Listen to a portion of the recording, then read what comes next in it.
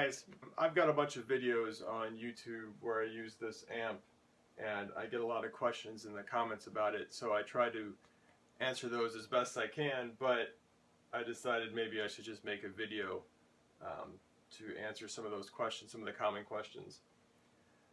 This isn't really like a real demo because I've got too many cats. This is a Vintage Sound Amps Vintage 20 made by Rick Hayes down in Florida. It's basically a blackface Princeton with some modifications. There's a mid-range knob. There's a 12-inch speaker. It's the warehouse speaker, which I think is the default from him.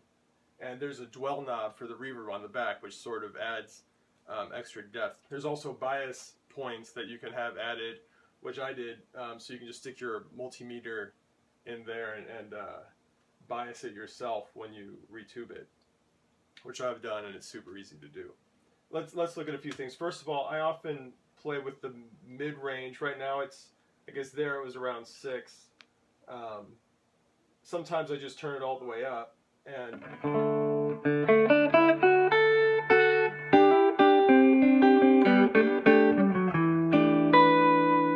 you know, it's got a really warm, sweet tone. So I guess the big questions are the reverb and the tremolo. So the reverb is at 4. The dwell knob is in the back is straight up at 50%. So that's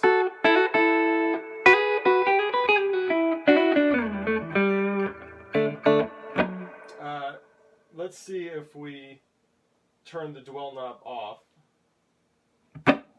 There's like no reverb. I turn it all the way up. There's like a little bit of a ring in there, but it's pretty dry.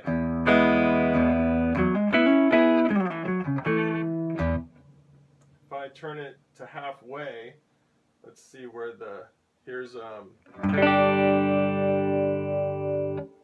reverb at 1, so it's off. Here's 3.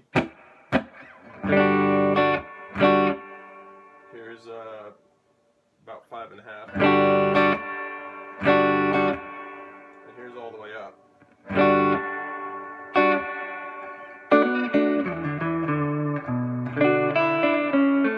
So it's got a big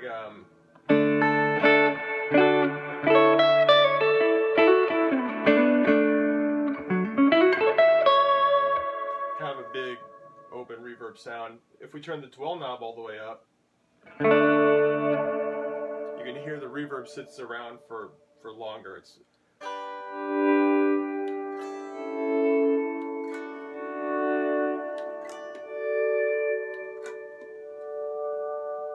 my typical setting is to have the dwell all the way up and the reverb around 3.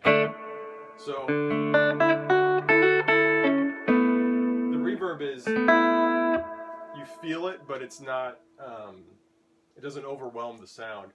And of course the thing is, you got to adjust it to the room, right?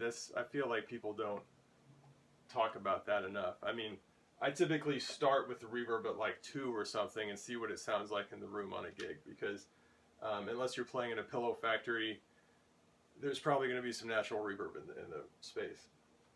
Now let's look at the tremolo. So here's the speed all the way down, and I'll turn the intensity all the way up so we can kind of hear the it's kind of like a sawtooth wave.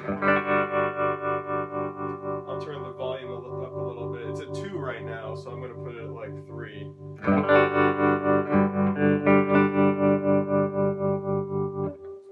And here's the top speed.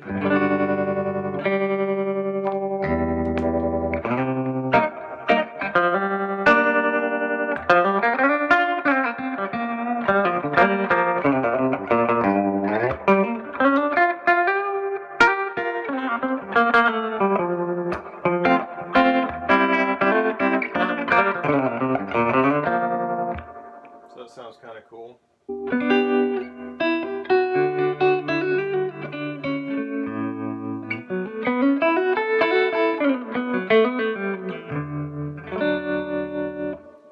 If we turn the treble all the way up,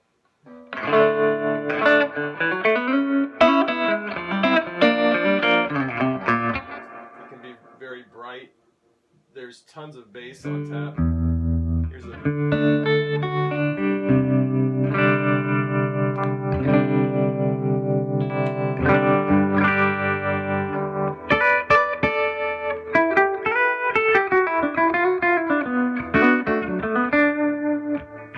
so I never use that much bass.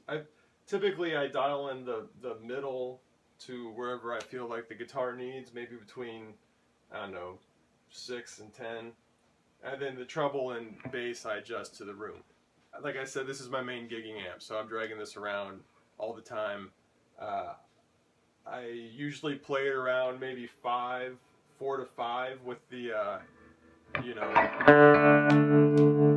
with this guitar. And that's loud enough for to play over drums. A drummer that's playing loud. The with a single coil, I might turn it up to like 5 to 6. But like I said, guys, this is not like a super accurate demo.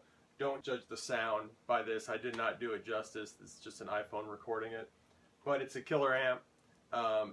Total workhorse. And Rick is a super nice guy. We send pictures of our cats to each other. So if you're thinking about a blackface sort of amp, but want something that's, you know, super durable and you can, you know, there's different color options and stuff. I don't know. Whatever you guys care about. If you have other questions, I guess you could ask me, or just go around on my YouTube channel and check out some other videos. And anyway, thanks for watching.